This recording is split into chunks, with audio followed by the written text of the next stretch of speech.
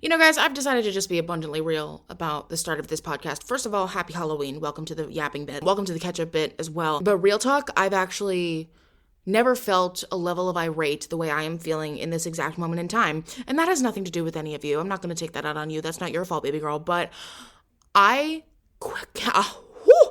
not kidding. I spent easily 30 minutes, wasted, if you will, 30 minutes of my life trying to figure out technology for this fucking computer bitch ass, whatever the hell, and I couldn't do it. I couldn't figure it out. I ordinarily record the podcast with headphones. For some reason, my headphones have vanished. Well, they haven't vanished, but the cord that I use for them has in fact vanished.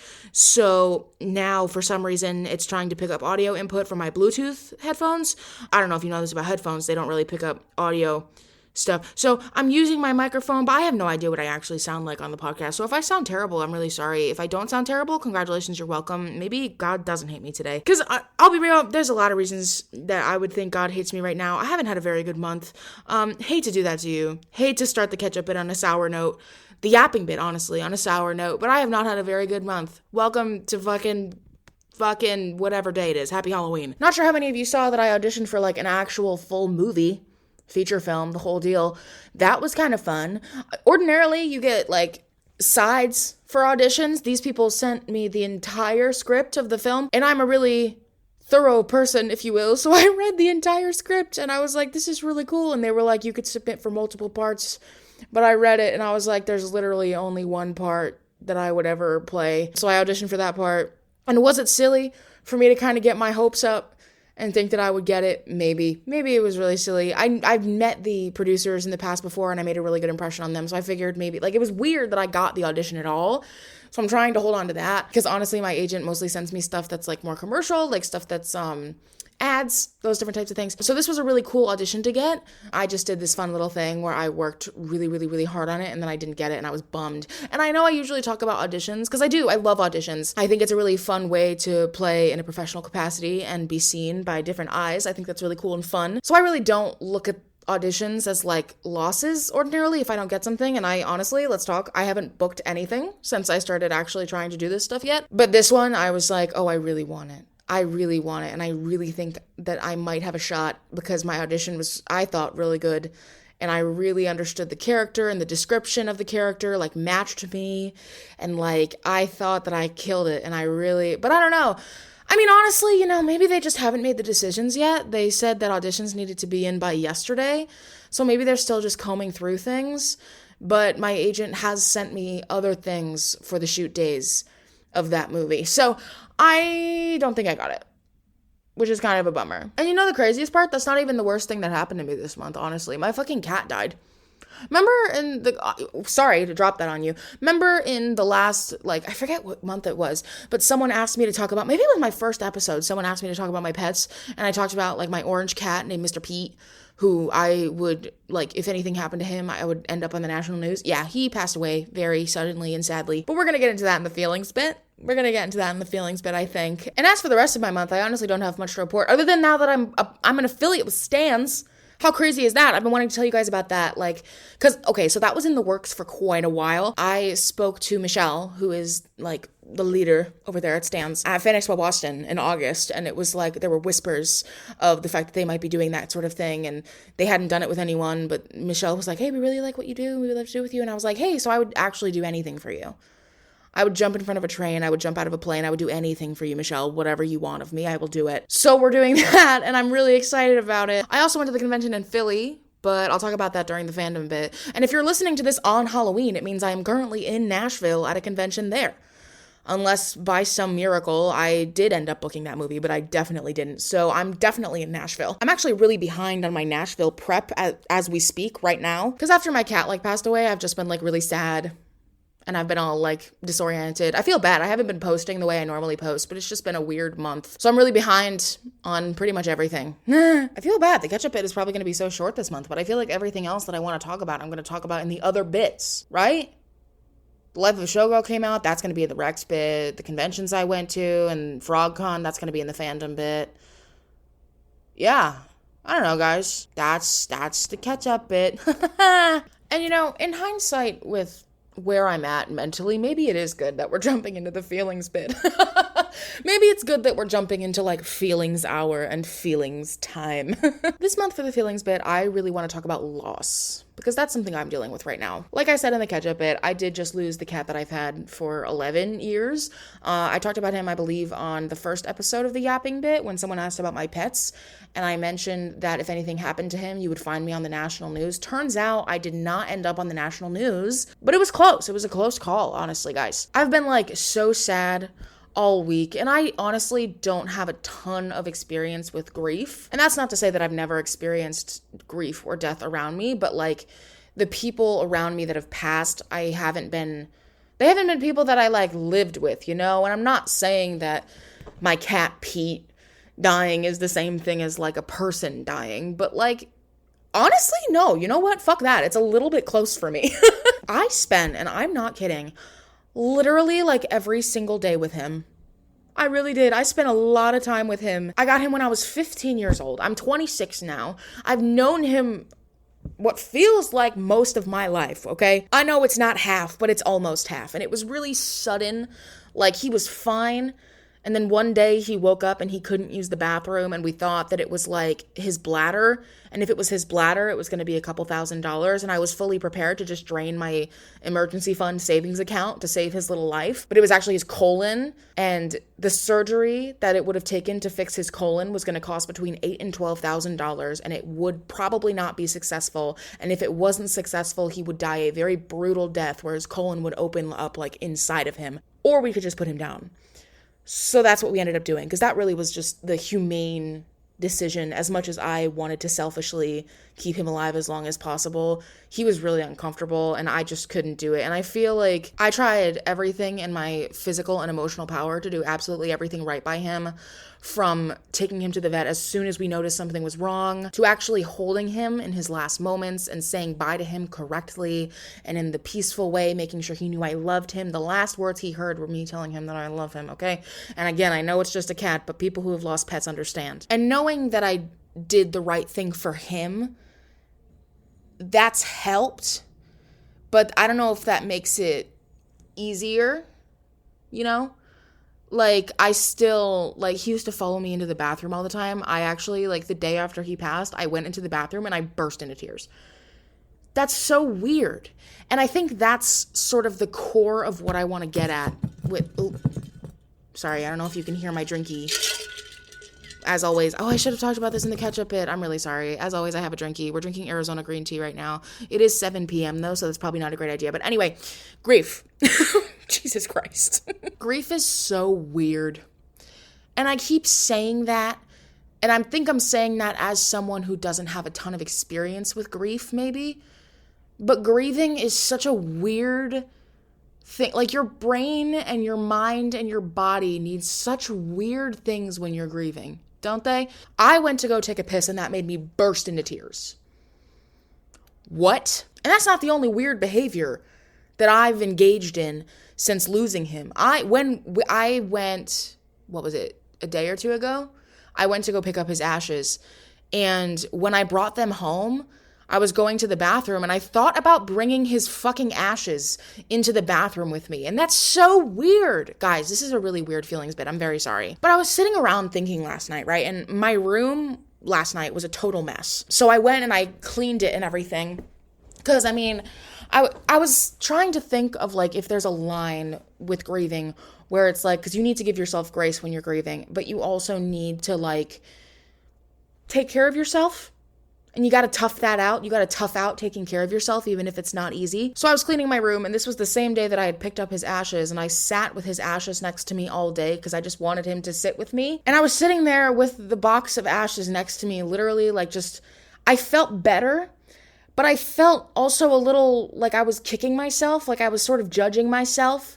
And I think it was when I was cleaning my room after that I realized the balance. I realized where the line is of what's like giving yourself grace versus what's excuses, right? You do have to tough it out and take care of yourself in a way that matters. You have to shower, you have to like physically take care of your body and your space, and you need to be using skills that help your mind, all of those different things while you're grieving. I'd actually argue that doing those things is even more important than normal while you're grieving. As hard as it is to do those things, that's so essential, and that's been such a core part of me getting through what I'm going through right now. And don't push yourself too hard. Like, don't break. We're all on the same page here of don't overextend yourself, let yourself feel your feelings and all of that. But I think the biggest piece of grace comes in when we're talking about grieving being fucking weird.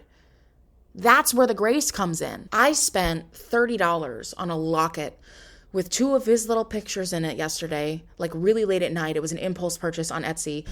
And it's kind of weird that I want to walk around with 2 little pictures of my cat around my neck. Like, that's odd. But that, my dear lovelies, is where the grace comes in.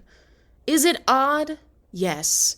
And maybe you're listening to this and you're like, that's not fucking weird at all. That's totally healthy. And it probably is. But this is more about me judging myself and my grief, and if I'm doing it, then surely someone else is. So the biggest grace of grief needs to come with the ability to do the weird things that you want to do that will help you feel better. Bring the fucking ashes into the bathroom, buy the necklace, let yourself do what you need to do in order to comfortably sit in the sadness so you can move forward. So yeah, I'm still really sad. I'm honestly surprised that I got through the feelings bit without crying, because pretty much every time that I talk about him, or I talk about grief, or I talk about big feelings like this right now, I just burst into tears. I just keep crying, which is okay. I'd even argue it's important to cry when you're grieving. But yeah, I'm trying to just move forward. I have another cat, so I've been spending a lot of time with her. Her name is Mochi. She's really sad. She doesn't really understand that her friend isn't coming back. She keeps like crying and meowing really loudly at like midnight and like 6 a.m. So I'm helping her through that.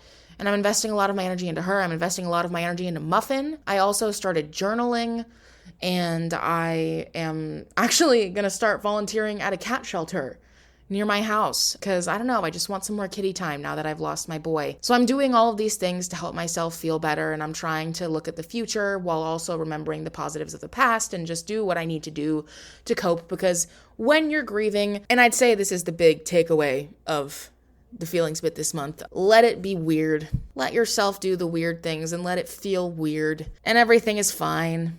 And it's okay to be doing weird shit. Because the brain is weird and death is a weird concept and it's hard to understand. So if your brain needs to do weird shit to try and cope with the fact that death is a thing that happens, just let yourself. Because that's what I've been doing. And I'm still sad, but it helps. Man, I'll be real. Talking about that in this feelings bit really has changed the vibe. I feel amped. I feel like I can do the rest of the podcast now. I feel like I got some shit off my chest. Okay, let's get into the Rex bit, because I think October was pretty big in terms of things that were released, and by things that were released, I literally just mean The Life of a Showgirl by Taylor Swift. We're going to have a really big, nuanced discussion about it. So that's most of what we're going to talk about during the Rex bit today, but because I know people look to me for Rex of movies and TV shows very quickly, I just finished the 4 seasons on Netflix. That was fantastic. I love Will Forte, and I love Steve Carell, and I love Tina Fey. And I freaking love Coleman Domingo. Man, I need to watch more of his stuff. Not to shock any of you in an insane way, but I read exactly 0 books this month. Everyone expected that. As for movies, my local movie theater does a really cute like Sunday morning classics thing once a month. So they showed You've Got Mail in theaters, and I had never seen that before. So I went with my mom, and we had a really great time, and I love that movie. Why didn't anyone tell me I would love that movie? Oh my God, so cute. Bring back movies with Tom Hanks. What the fuck? I also watched The Substance. I liked it. I thought the performances were fantastic. The ending, I could have done without the last 30 minutes. I'll be real with you. I didn't need to see a woman vomit a boob. I didn't need that. And if you haven't seen The Substance, I'm sure you're gonna now. I'm sure you're gonna go watch and be like, vomiting a boob? What? But the real meat and potatoes of what I want to talk about on this beautiful Halloween episode of the Yapping Bit is The Life of a Showgirl, Taylor Swift's new album, because I do have a lot of big feelings. I have a lot of big feelings. Stayed up until midnight, obviously, because that's what I do. Listened to the whole thing, hated it. I'll be real, I didn't like most of it. I liked some of it, but I did not get it on the first listen. But I'm smart. I've been a Swiftie since 2011, and I know what happens. If you don't like a song with her, usually it just takes you a couple listens, and then you get it. That's what I always say. I say I get it now. Like, it takes me a minute. So, listened to the album, was disappointed, fell asleep. Woke up the next morning, listened to it again, went, okay, got it. I'm gonna be real with you. I did not get all of it. I still haven't gotten all of it, I'll be honest with you. But I got most of it, and I love a lot of the songs that are on this album. I think it's getting a lot of flack from people who just don't get the vibe. Is that a crazy thing to say? So let's dig into my hottest takes, if you will. Starting strong, we're going to talk about wood. I know everyone's talking about wood, but we're going to talk about wood together as a family. Everyone come sit in this circle, hold hands. There is not a single penis in the world worthy of that many metaphors. I'm going to let that sit for a second. There is not a single penis in the world worthy of that many metaphors. I'm so sorry. However, unfortunately, Taylor Swift, I am bopping. I did give it 4 out of 5 stars. I do think it's a kick-ass pop song. Like, even on first listen, when I was like, this is not my favorite album of hers, I was like, this song is fun, though. I was like, this song is kind of fun. Redwood? You know what? Okay, work. Also, other song that I want to talk about, Actually Romantic, that song goes crazy. That song goes buck fucking crazy. It's a really great day to be someone who doesn't like Charli XCX. I'm really sorry. I'm sorry to do that to so many of you. I know Charli XCX has a huge audience. I don't like her. I think because I used to, but she did that thing after there was a terrorist attack threat on Taylor's show, like when Charli XCX did a photo shoot, this is real, with right after, with a severed hand that had friendship bracelets on it, and I was like, oh, you're like not a good person. I was like, beyond the fact that you like coke and you make music that I don't vibe with and you only use auto-tune, you're kind of just like you don't seem like a nice person to me. So I haven't really listened to Charli XCX. I don't really want to, but it's a really good day to like Taylor Swift and to not like Charli XCX the second that song came out. I also think the first verse is about Charli XCX and the second verse is about Kim Kardashian. Because of that Valentine line, where like Kim Kardashian posted that thing where she was like, I'm sending Valentines to all my haters. And she had like sticky notes, and on one of the sticky notes was Taylor Swift. So Taylor Swift got a weird Valentine from Kim Kardashian. Okay, whatever, weird. But man, that song is just so relatable. Like, it's such a universal experience to just be living your life and have just like, maybe I'm just me and this isn't a universal experience, but I thought Actually Romantic was totally relatable because like sometimes people are just like really obsessed with you and they have a lot of really big feelings about you, and you're just like, I am more concerned with what I'm buying at the grocery store later. Like, that, it gets like that sometimes. People are crazy. I also really loved Father Figure, but I didn't understand that one on the first listen. I didn't like it. I thought the your dick was bigger line was kind of like it was a cheap attention grab. I didn't love that. I actually think the clean version where it's like my check is bigger, I like that version better, which I don't ordinarily like non-explicit versions better, but I do like that version better, I think. But the more I listened to that one, the more I was like, oh, okay, got it. I love that one. It's one of my favorites now. This is what I'm saying, guys. We have to let Taylor's music marinate. And then if you don't like songs after that, then maybe you just don't like that song. There are a couple songs that even like almost a month later, I'm still not super into. Do I dare talk about Eldest Daughter? Do I dare discuss that? I think it's time. I think I have to discuss it. I can't get away from it. I can't talk about this album and not talk about the track 5, but I think it was the first time, maybe one of the first times, not the first time, but it was one of the first times where I listened to the track 5 and I went, no, absolutely not. And it has grown on me since that first listen by like a million miles. Like, the bridge is honestly some of the best lyricism and melody and work on the entire album. But I'm Not a Bad Bitch, This Isn't Savage being the hook of the chorus of what's supposed to be your emotional track, the most emotional track on the album, is actually kind of unforgivable work. Like, that's really just, I can't even, the clean version, again, with the clean versions, but like the clean version is I'm Not the Baddest, This Isn't Savage. That's closer to okay, but there's a lot of options there that she could have gone with, I think, and I did not. I know it's a callback to like her Fearless album and White Horse, the track 5 on that one. Like, I know it's a callback. I literally just, I was like, why are we singing about memes? The song just feels like two different songs. It feels like the beginning is about how apathy is cool and how people don't care about anything anymore. And then all of a sudden it's about being the eldest daughter. And like, I know that there's a connection, but the chorus lost me. And the chorus needs to be the part that grabs me. Which sucks, because the bridge of that song is one of her best bridges, but I just can't. I can't listen to it. I'm so devastated. I really am. I also don't super love Canceled because, I mean, you can't really, I mean, she's releasing Canceled, but like, and like maybe she's talking about like Blake Lively or whatever, but like she could be talking about like Brittany Mahomes or like Republicans. And that just feels icky to me. And there's people who were like rightfully canceled. So like she doesn't distinguish in there that like if someone's a racist asshole, of course I'm not talking about them. Like she doesn't distinguish that in there. So like, I don't know. That's just like wanting friends who have been through a lot the way you've been through a lot and have had serious, what am I saying? Oh my God. Have had serious issues the way you have had serious issues that are similar to yours. Sure. That makes sense. Got it. However, I don't think we should be throwing around any song that could even come close to an insinuation that we're okay with hanging out with racists. I don't know. Didn't love that. I also couldn't get behind the song Wish List for another reason. I wish I could get behind it, but I don't know. She released this song about how she doesn't really care about, the material things in life. She doesn't care about name brands. She doesn't care about Gucci. She doesn't care about planes or whatever. All she wants is a honey and some kids or whatever the fuck. And she can say that. First of all, okay, no, pause. That is a tired concept.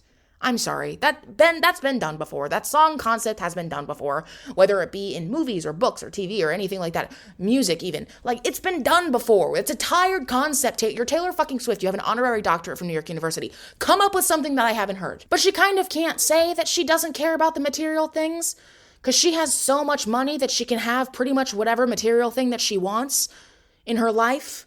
Like, she released this song about not caring about material things, and in the same week wore a $36,000 dress to Selena Gomez's wedding. So I don't know, you guys. It felt, maybe it's just me not liking super, super rich people right now, but I didn't really like that one. So I'd say those are my three, qualms with the album. I also think The Life of a Showgirl, the title track with Sabrina Carpenter, is absolutely fantastic. I think it's so great. On my first listen, that was one of my favorites, and it still is one of my favorites. I listen to it all the time. But I think there was a missed opportunity with that one, and maybe this is just me being a crazy storyteller, but there was a missed opportunity with that one where it should have been that Taylor is singing the parts that Kitty would say, and Sabrina is singing all the other parts, because Taylor could be saying that stuff to a new, more up-and-coming-ish, not that she's up-and-coming, Sabrina Carpenter is established, but a newer Taylor Swift who's been in this for almost 20 years now, saying this stuff to Sabrina Carpenter, that would be a really awesome storytelling technique, and I think there was a missed opportunity there because everyone wanted to sing choruses and whatever, who cares? All of that said, I do think this is a solid piece of music. Is it her best album? Absolutely not. Absolutely not. You can't compare this album to stuff like Folklore and Evermore. You can't compare it to stuff like even Speak Now, which is one of my favorite albums. You can't compare it to Tortured Poets. You can't compare it to these other ones. But if we're looking at pop music, it's a solid pop album. And I can critique it all I want, but the fact of the matter is it's half of my on repeat on Spotify right now. It's all I'm listening to. I'm wearing Taylor Swift merch as I record this podcast right now. I'm die hard. I love it. I love Taylor Swift. I will listen to absolutely anything that she releases. She could release a fart into a microphone. I'll get it in the top 10 single-handedly. But I also think it's so important to be able to look at your favorite artist's work with nuance and in a lot of discussion. And nothing is perfect. No work of art, work of creation, anything is perfect. And I think it's okay if you have stuff that your artists make that you totally love, to be able to look at it and also see the things that make it not perfect.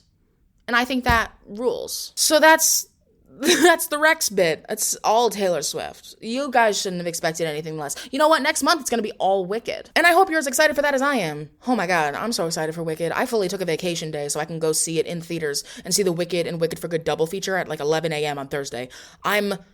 We're ride or die for Wicked. We need to get into the fandom bit. Oh my God. And for the fandom bit this month, I'm mostly going to be talking about conventions and those different types of things. I know there's a lot that I could probably talk about. I know Countdown getting canceled is a really big deal, and I'm really frustrated about that. But I also made a 3-minute video on that already. So why am I going to talk about that here? If you're interested in how I feel about Countdown getting canceled, go watch that video on my Instagram or my TikTok. Same thing with FrogCon. I know I said last month that I would talk about the aftermath of FrogCon on the fandom bit this month, but I did a 3-part series because it really ended up being more than I thought it would be.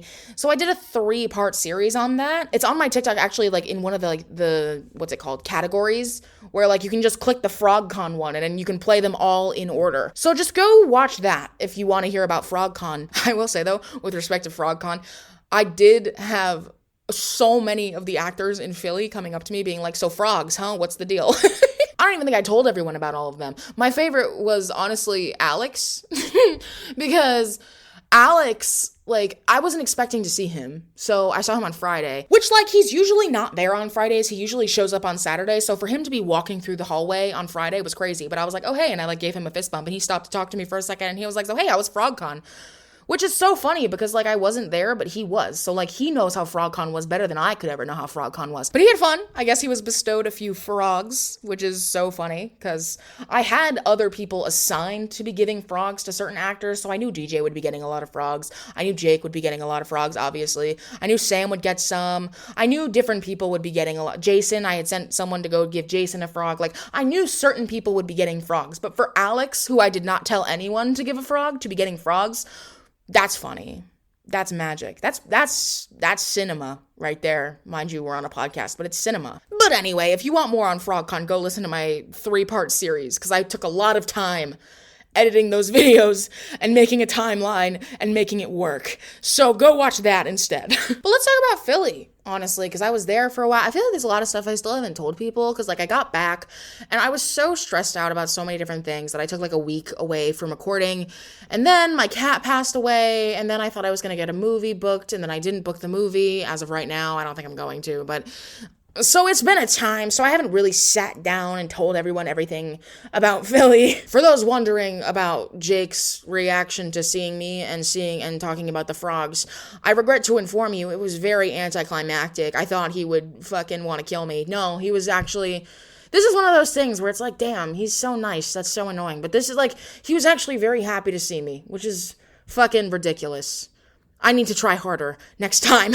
I will say, though, I did go up to him and I was like, so did anything weird happen in Vancouver last weekend? I heard it was really normal. And he was like, no, nothing. I don't know. So we did goof around a little bit with that. But I'd say my J3 my op with Jared, Jensen, and Jake was probably one of my favorite things I've ever done in my life at a convention because we were standing in line for that op, right? And My Heart Will Go On. For those of you who haven't seen it, it's on my Instagram.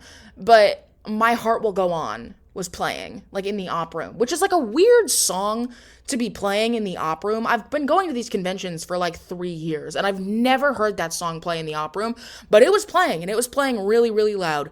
So me and the other people who were in line were kind of laughing about it, and someone was like, well, guys, who's gonna do it? And we all knew immediately what she was talking about, rightfully. And guys, one thing about me is I'm silly. I'm silly. We all need to be silly. Nothing matters, you guys.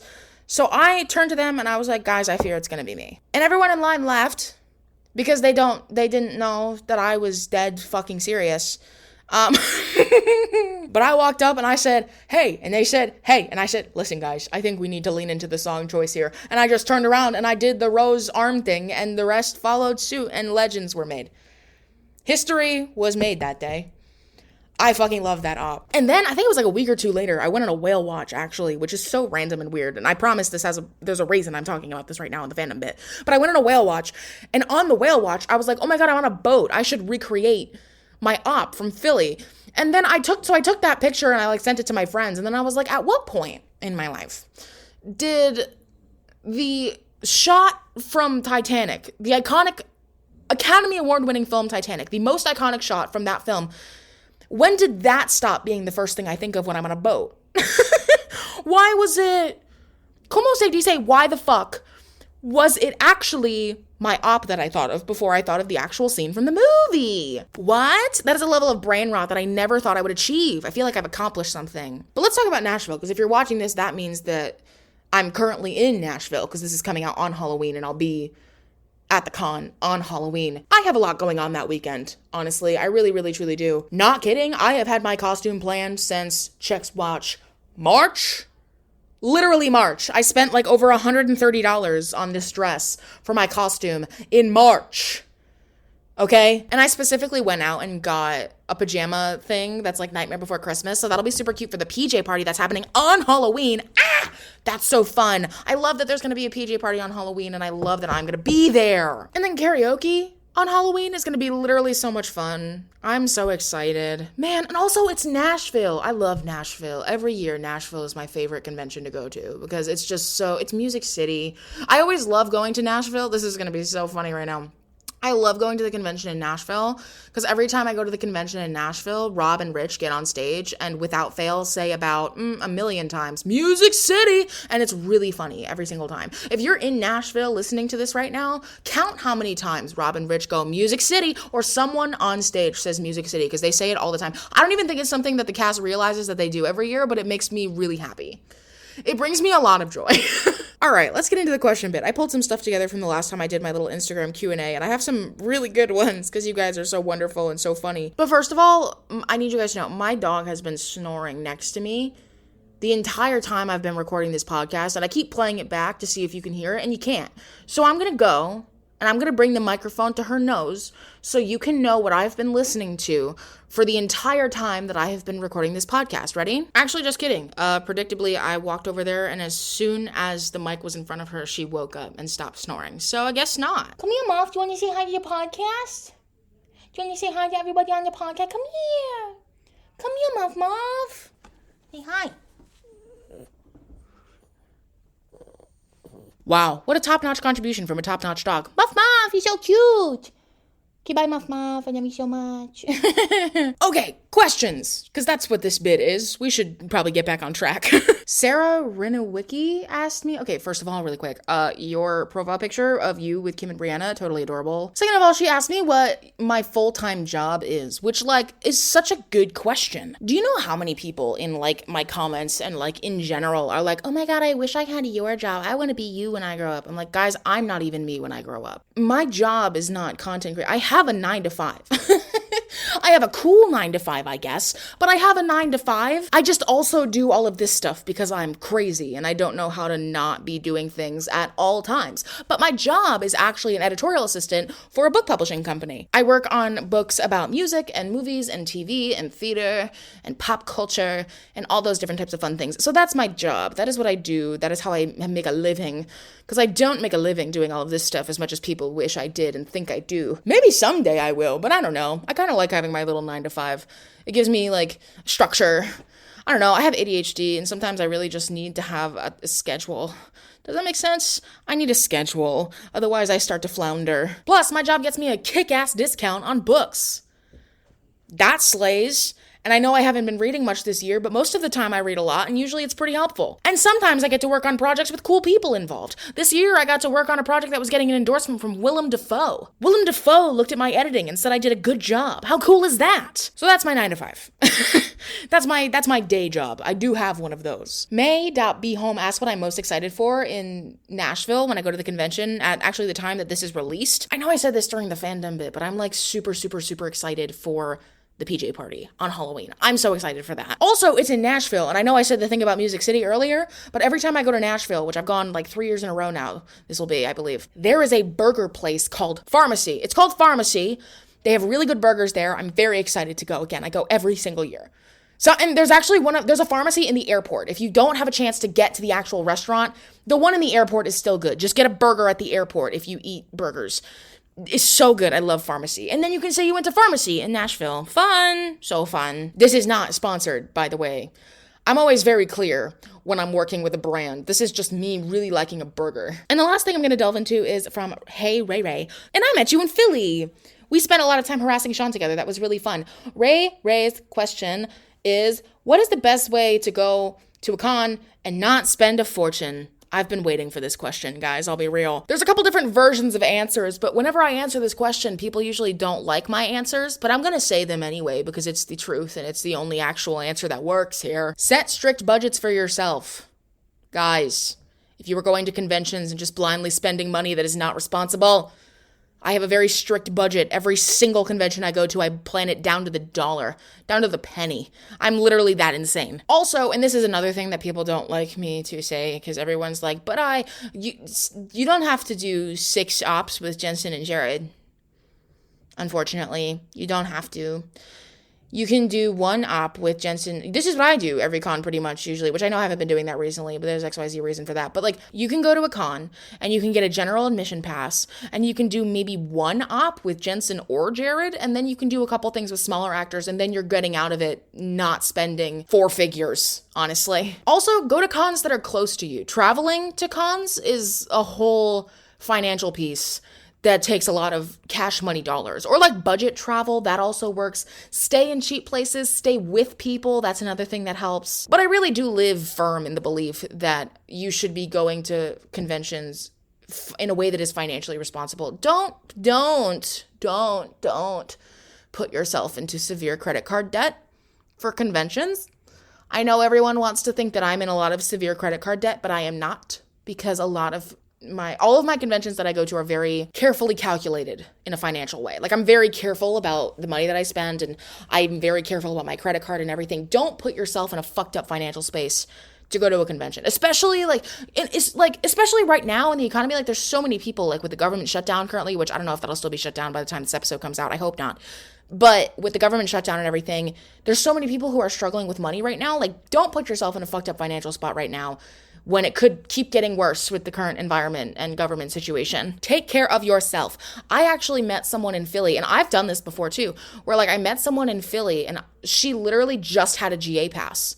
And she was just there hanging out. She wasn't getting any add-ons or whatever. She was just there to experience it and have fun and ask questions during panels. And that's another great way to go to a con. You don't have to go and do all the add-ons and all that kind of stuff. You can literally just go and experience the convention and just have a good time. In some ways, I promise you, that's actually probably going to be, you're going to have a more relaxed, laid back time than the rest of us who are trying to scrounge around our schedules and figure out our ops. You're just going to be chilling in the fucking theater, watching panels and hanging out.